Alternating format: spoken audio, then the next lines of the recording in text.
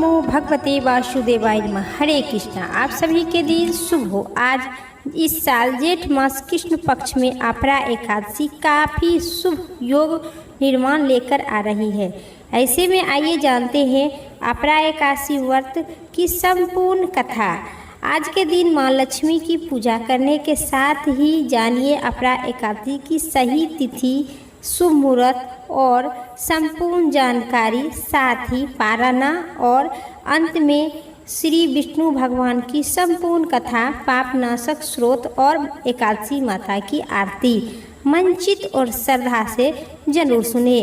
पंचांग के अनुसार जेठ माह कृष्ण पक्ष की एकादशी तिथि की आरंभ 12 मई को दोपहर 2:52 पर होगी और 13 मई को दोपहर 1:29 पर समाप्ति होगी। ऐसे में उदय तिथि के हिसाब से 13 मई 2026 को अपरा एकादशी व्रत किया जाएगा।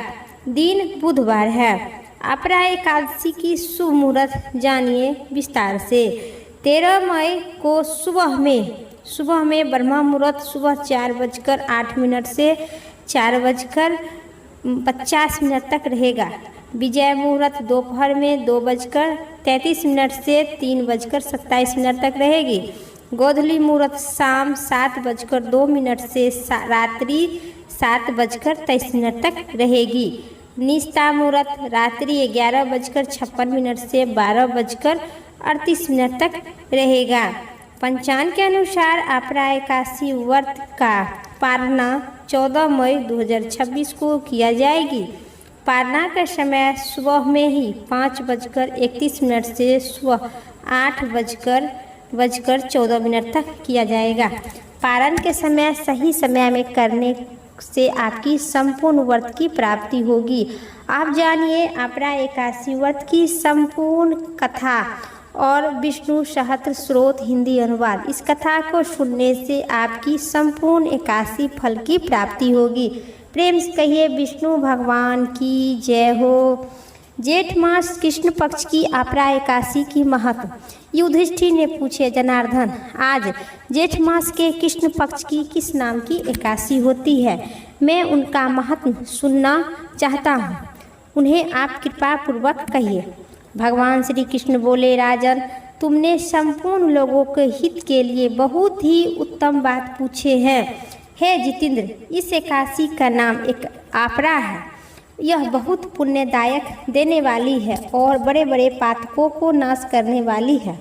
ब्रह्मा हत्या से दबा हुआ, गोत्र की हत्या करने वाला, गर्भ में बालक को मारने वाला, परम निंदनीय तथा पर स्त्री लिपट पुरुष को भी यह एकादशी व्रत से सेवन करना ही निश्चय ही पाप रहित हो जाते हैं। जो झूठी गवाही देता है और माप लोक से धोखा देते हैं, बिना जाने ही नक्षत्र की गणना करता है और कूटनीति से अवैदिक का ज्ञान देकर वैद्य बन जाता है और वैद्य का काम करता है, ये सब नरक के निवास करने वाले प्राणी होते हैं। परंतु जो आज के दिन इस एकादशी के सेवन से ही पाप रहित हो जाते हैं, यदि छत्र धर्म का परित्याग करके युद्ध से भागता है तो वह क्षत्रिय नियोजित धर्म से भ्रष्ट होने के कारण घोर नरक में पड़ता है। जो शिष्य विद्या प्राप्त करके स्वयं ही गुरु की निंदा करता है, वह भी महापाप का भागी होते हैं और युक्त होकर भयंकर नरक में गिरता है। परंतु अपरा एकादशी के सेवन से ही ऐसी मनुष्य का सतगति की प्राप्ति होते हैं। हे भगवान, माघ में जब सूर्य मकर राशि पर स्थित होते हैं, उस समय प्रयाग में स्नान करने वाले मनुष्य को जो पुण्य होता है, काशी में शिवरात्रि का व्रत करने से जो पुण्य प्राप्त होता है, गया में पिंडदान करने के पितरों को तृप्त प्रदान करने वाले पुरुष जिस पुण्य का भागी होते हैं, बृहस्पति के सिंह राशि पर स्थित होकर गोदावरी के स्नान करने वाले मानव जिस फल के प्राप्ति होता है, बद्री का आश्रम यात्रा के समय भगवान केदारनाथ के दर्शन से तथा बद्री तीर्थ के सेवन जो पुण्य फल उपलब्ध होता है तथा सूर्य ग्रहण के समय कुरुक्षेत्र में दक्षिणा रहित यज्ञ करके हाथी घोड़ा और स्वर्ण दान करने से जिस फल की प्राप्ति होती है वह आज अपरा एकादशी व्रत करने से भी मनुष्य वैसे ही फल की प्राप्त कर लेते हैं। आज अपरा एकादशी को उपास करके भगवान बावन की पूजा करने से मनुष्य सब पापों से युक्त और श्री विष्णु धाम में पर प्राप्त कर लेते हैं। इसको पढ़ने और सुनने से सहस्त्र गौदान फल की प्राप्ति होती है। जो आज के इस एकादशी की महत्व सुनते हैं उनकी संपूर्ण व्रत की प्राप्ति होगी और जो भी नहीं भी किए हैं एकादशी व्रत वो भी इस एकादशी के व्रत की कथा महत्व को श्रवण करते हैं उनके भी आधा एकादशी फल की प्राप्ति होगी। तो आज की कथा इतना ही। प्रेम से कहिए विष्णु भगवान की जय, विष्णु नारायण भगवान की जय। अब सुनिए विष्णु भगवान की पाप नाशक स्रोत हिंदी अनुवाद। इस स्रोत के सुनने से आपकी संपूर्ण फल की प्राप्ति होगी। प्रेम से कहिए विष्णु भगवान की जय। पाप नाशक स्रोत हिंदी अनुवाद। भगवान व्यास जी द्वारा रचित 18 पुराणों में एक अग्नि पुराण अग्निदेव द्वारा महर्षि वशिष्ठ जी दिए गए विभिन्न उपदेश। इसके अंतर्गत इस पाप नाशक स्रोत के बारे में महात्मा ऋषि कहते हैं कि मनुष्य चित्त की मैलता, चोरी, हत्या, पर स्त्री गमन आदि विभिन्न पाप करता है, पर जब चित्त कुछ शुद्ध होता है तब इन पर जब चित्त शुद्ध होता है तो पाप से मुक्त की इच्छा होती है। उसी समय भगवान नारायण की दिव्य स्तुति करने से समस्त पाप प्रायश्चित पूर्ण हो जाते हैं। इसीलिए इस दिव्य स्रोत का नाम समस्त पाप नाशक स्रोत है। ऋषि कहते हैं सर्वव्यापी विष्णु को मैं सदा नमस्कार करती हूँ। हरि श्री विष्णु आपको नमस्कार है। मैं अपने चित्त में स्थित सर्वव्यापी अहंकार सुनिए श्री हरि विष्णु को नमस्कार करती हूँ। मैं अपने मानस में विराजमान असत्य आनंद और अपराजित परमेश्वर को मैं बारंबार प्रणाम करती हूँ। सबके पुण्य जन्म और मरण के रहित प्रभावशाली विष्णु को मैं नमस्कार करती हूँ। विष्णु मेरे चित्त में निवास करते हैं। विष्णु मेरी बुद्धि में विराजमान है। भगवान विष्णु मुझ में विभिन्न में स्थित है। उनके चित्त श्री विष्णु की चराचर प्राणियों के कर्मों के रूप में स्थित है। उनके चिंतन से मेरे सब पाप की विनाश हो। जो ध्यान करने पर पाप हरण करते हैं और भवन करने पर स्वप्न में दर्शन देते हैं, उन इंद्रियों के अनुज शरणागतों जनों को दुख को दूर करने वाले उन पापहारी श्री विष्णु जी को मैं बारंबार प्रणाम करती हूँ।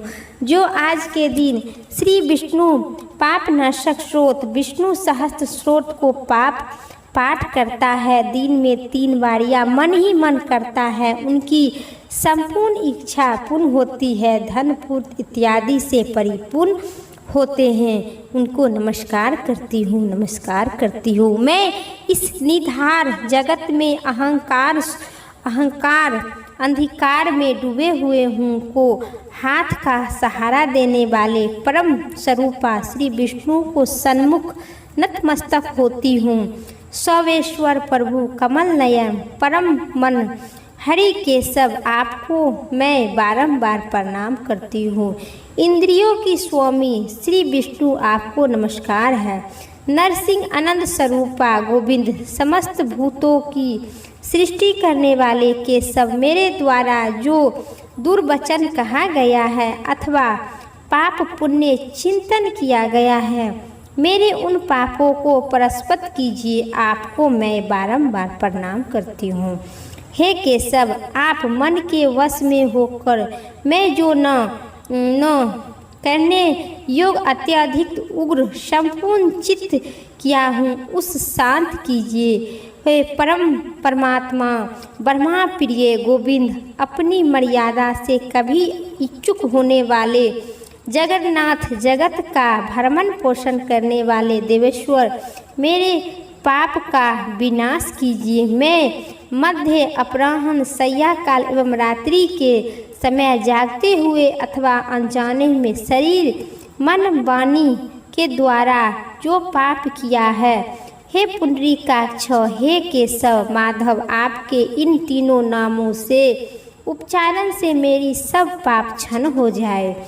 हे कमल नयन लक्ष्मीपते, इंद्रियों की स्वामी माधव, आज आप मेरे शरीर एवं वाणी द्वारा किए हुए पापों को हनन कीजिए। आज मैं खाते, सोते, खड़े और चलते अथवा जागते हुए मन, वाणी और शरीर से जो भी नीच योनि एवं नरक की प्राप्ति करने वाले सूक्ष्म अथवा संतुलन पाप किया हूँ, भगवान वासुदेव के नमो चरण से वे सब पाप विनाश हो जाए।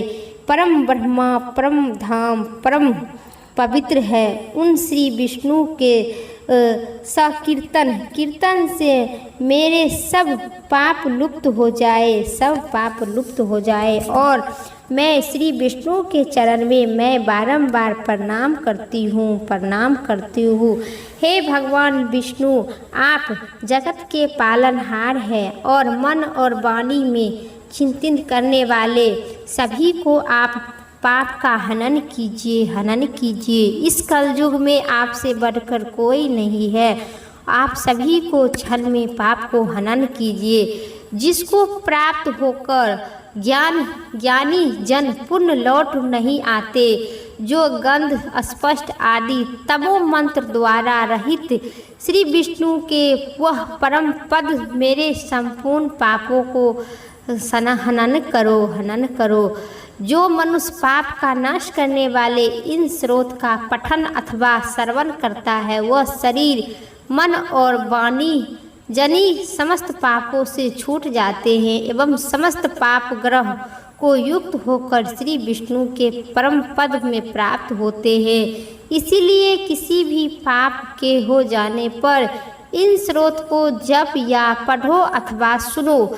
यह स्रोत पाप मोहित प्रायश्चित के समान इच्छुक आदि का करने वाले के लिए यह श्रेष्ठ है। सहस्त्र जप और बुत प्रायश्चित से संपूर्ण पाप नष्ट हो जाए। इसलिए भोग और मोक्ष की सिद्धि के लिए इनका अनुष्ठान करना चाहिए। प्रेम से कहिए श्री विष्णु भगवान की जय। आज के थी ये पाप नाशक स्रोत आप सभी को कैसी लगी कमेंट बॉक्स में ज़रूर बताइएगा। अब सुनिए एक बुढ़िया माई की संपूर्ण कथा, साथ ही आप सुनेंगे एकादशी माता की आरती। अब सुनिए गणेश जी की कहानी विस्तार से। कथा के अंत में गणेश जी की कथा जरूर सुने। एक वृद्धा थी, वह बहुत ही गरीब और आंधी नेत्र से हीन थे। उनके एक बेटे और बहू थे। वह बुढ़िया सदैव गणेश जी की पूजा किया करती थी। एक दिन गणेश जी प्रकट होकर उस वृद्धा से बोले, बुढ़िया माँ, तू जो चाहे वह मांग लो। बुढ़िया बोली, मुझे तो कुछ मांगना नहीं आती, कैसे और क्या मांगूं? तब गणेश जी बोले, आप बहू बेटे से पूछकर मांग लो। तब बुढ़िया ने अपने बेटे से कहा, आज गणेश जी कहते हैं तू कुछ मांग लो, बताओ क्या मांगूं? पुत्र ने कहा, माँ तू धन मांग लो। बहू ने पूछा तो बहू बोली, माँ जी आप नाती और पोते मांग लीजिए। तब बुढ़िया ने सोची कि ये तो अपने अपने मतलब की बात कह रही है। अतः उस बुढ़िया ने अपने पड़ोसन से पूछे तो पड़ोसन ने उन्हें कहा कि हे बुढ़िया माँ, तू तो थोड़ी दिन के लिए जिंदगी मांग ले, क्योंकि तू धन मांगे और मांग कर नाती पोते मांग कर क्या करेगी? तू अपनी आँख की रोशनी मांग लो, क्योंकि जो देश जिनका जिंदगी है वह आराम से कट जाएगा। आँख के रोशनी आप मांग लेंगे तो रोशनी मांग लीजिए, जिससे तेरी जिंदगी आराम से कट जाएगा। इस पर बुढ़िया बोली, यदि आप प्रसन्न है तो यही मन में मन पसंद की। फिर दूसरे दिन बुढ़िया माँ नहा धो के और स्वयं नित्य कर्म करके फिर गणेश जी की पूजा की तैयारी किए और पूजा करना शुरू कर दिए। इसी पर बुढ़िया गणेश जी वहाँ पर आकर खड़ा हो गए और बुढ़िया माँ से बोली, बुढ़िया माँ बोली, मांगो, क्या मांगना चाहते हो? तब बुढ़िया बोली, भगवान आप मुझ पर प्रसन्न है तो मुझे 9 करोड़ की माया दे, निरोगी काया दे, अमर सुहाग दे, आँख की रोशनी दे, नाती दे, पोती दे, सब परिवार दे और सुख समृद्धि, अंत में मोक्ष दे। यह सुनकर गणेश जी बोले, बुढ़िया माँ तू तो हमें ठग ली, फिर जो भी तू मांग वचन के अनुसार आपको सब कुछ मिलेगा। और कहकर गणेश भगवान वहाँ से अंतर्ध्यान हो गए। उस दिन बुढ़िया माँ ने जो कुछ मांगा वह सब कुछ भगवान गणेश जी लाके और दिए। नाती पोते 9 करोड़ के गाये सभी प्रकार के चीज़ दिए। हे गणेश जी महाराज, जैसे आपने बुढ़िया माँ को दिए वैसा ही सबको देना। जो कथा पढ़ते हैं अथवा सुनते हैं और हुंकार भरते हैं सभी को मनोकामना पूर्ण करना। प्रेम से कहिए बुढ़िया गणेश जी माँ भगवान की जय, माता बुढ़िया की जय। अब सुनिए लपसी तपसी की कथा। इस कथा को सुनने से आपकी संपूर्ण कथा की फल होगी। एक लपसी और दूसरी तपसी की कथा। एक समय की बात है, लपसी और तपसी 2 नाम के भाई थे, जिनमें तपसी हमेशा भगवान की तपस्या में लीन रहा करता था। तो वही भाई लपसी प्रत्येक दिन 1.25 सेर की लपसी बनाकर भगवान को भोग लगाकर स्वयं खाता था। एक दिन किसी कारण दोनों भाइयों में लड़ाई हो गया। तपसी ने कहा था कि मैं बड़ा हूँ लपसी से, वह बोला मैं बड़ा हूँ। दोनों लड़ रहा था। नारद जी आ गए। नारद जी ने कहे कि आप दोनों क्यों लड़ रहे हो? तब उन दोनों ने अपनी अपनी लड़ाई की वजह बताई। दोनों ने नारद जी से पूछा कि आप ही बताइए, हम दोनों में से कौन बड़ा है?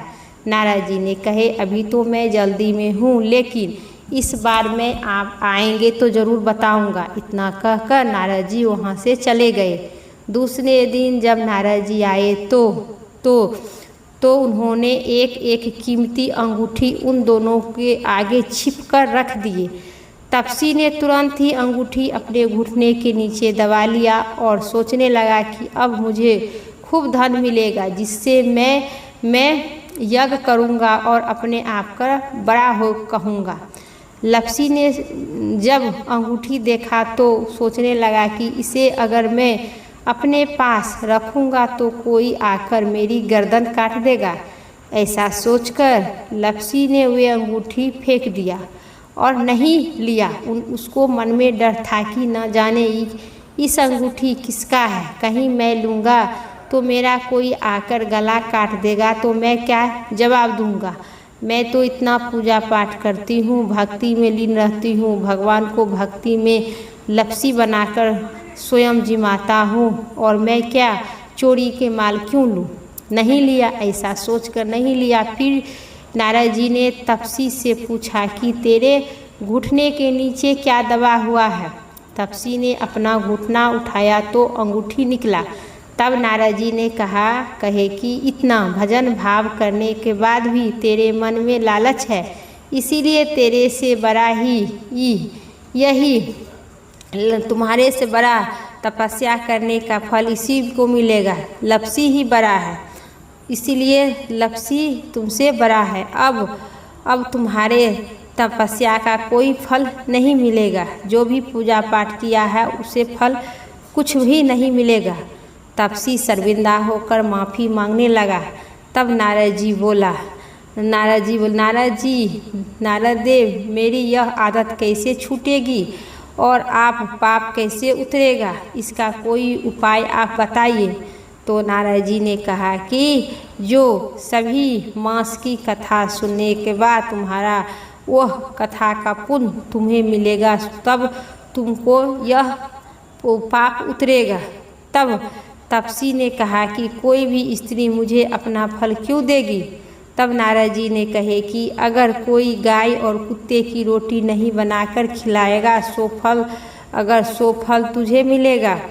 किसी ब्राह्मण को भोजन कराकर दक्षिणा नहीं देगा सो फल तुझे मिलेगा। और कोई भी व्यक्ति साड़ी में ब्लाउज नहीं देगा सो फल तुझे मिलेगा। यदि कोई भी व्यक्ति दीपक से दीपक जलाएगा सो फल तुझे मिलेगा।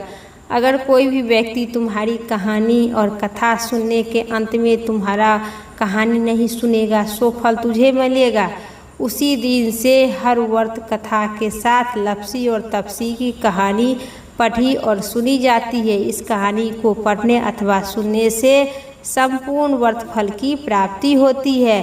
प्रेम से कहिए नारद देव भगवान की जय, लप्सी तपसी की जय। अब सुनिए एकादशी माता की संपूर्ण आरती विस्तार से। एकादशी माता की आरती। ओम जय जय एकादशी माता, मैया जय एकादशी माता। विष्णु पूजा व्रत को धारण करी, विष्णु पूजा व्रत को धारण करी, सकती मुक्ति पाता। ओम जय जय एकादशी माता, तेरे नाम गिनाऊं देवी भक्ति प्रदान करिनी। गण गौरव की देनी माता, शास्त्रों में वरनी। ओम जय एकादशी माता, मार्गशीर्ष के कृष्ण पक्ष की उत्पन्ना विषितारी जन्मी। शुक्ल पक्ष में होए मोक्षदा, शुक्ल पक्ष में होए मोक्षदा, मुक्त दाता बनी आई। ओम जय एकादशी माता, मैया जय एकादशी माता। पौष कृष्ण पक्ष की सफला नामक है, मैया सफला नामक है। शुक्ल पक्ष में होए पुत्रदा, शुक्ल पक्ष में होए पुत्रदा, आनंद अधिक रहे। ओम जय जय एकादशी माता, मैया जय एकादशी माता। नाम सटतिला माघ मास में कृष्ण पक्ष आवे है, मैया कृष्ण पक्ष आवे। शुक्ल पक्ष में जया कहलावे, विजय सदा पावे। ओम जय एकादशी माता, मैया जय जय एकादशी माता। विजय फागुन कृष्ण पक्ष में शुक्ल अमल की है, मैया शुक्ल अमल की। पाप मोचनी कृष्ण पक्ष में, पाप मोचनी कृष्ण पक्ष में, चैत्र महाबली की। ओम जय एकादशी माता, मैया जय एकादशी माता। चैत्र शुक्ल पक्ष में नामी कामिदा, धन देने वाली है, मैया धन देने वाली। नामी बरुथनी कृष्ण पक्ष में, बैसाख महाबली की। ओम जय जय एकादशी माता। शुक्ल पक्ष में होए मोहिनी अपरा जेठ कृष्ण पक्ष में। नाम निर्जला सब सुख करनी, नाम निर्जला सब सुख करनी, शुक्ल पक्ष रखनी। ओम जय जय एकादशी माता। योगिनी नामी आषाढ़ में जानो कृष्ण पक्ष करनी। देव सैनी नाम कहलाए, देव सैनी नाम कहाए, शुक्ल पक्ष धरिनी। ओम जय एकादशी माता, मैया जय जय एकादशी माता। कामिका सावन मास में आवे कृष्ण पक्ष कहिए है, मैया कृष्ण पक्ष कहिए। सावन शुक्ल होए पवित्रता आनंद से रहिए। ओम जय एकादशी माता। अजा भाद्रपद कृष्ण पक्ष की परिवर्तनी शुक्ला। इंदिरा आश्विन कृष्ण पक्ष में, इंदिरा आश्विन कृष्ण पक्ष में, भव वर्त से भव सागर निकला। ओम जय एकादशी माता। पाप कुशा है शुक्ल पक्ष में आप हरे निहारी। रमा मास कार्तिक में आवे सुखदायक भारी। ओम जय एकादशी माता। देवी उठनी शुक्ल पक्ष की दुख नाशक मैया। पावन मास में करूँ, पावन मास में करूँ विनती पार करो नैया। ओम जय एकादशी माता, परम कृष्ण पक्ष में होती जगन मंगल करिनी, हे मैया जाने मंगल करिनी। शुक्ल मास में होए परिवर्तनी, दुख दरिद्रता हरिनी। ओम जय जय एकादशी माता, मैया जय जय एकादशी माता।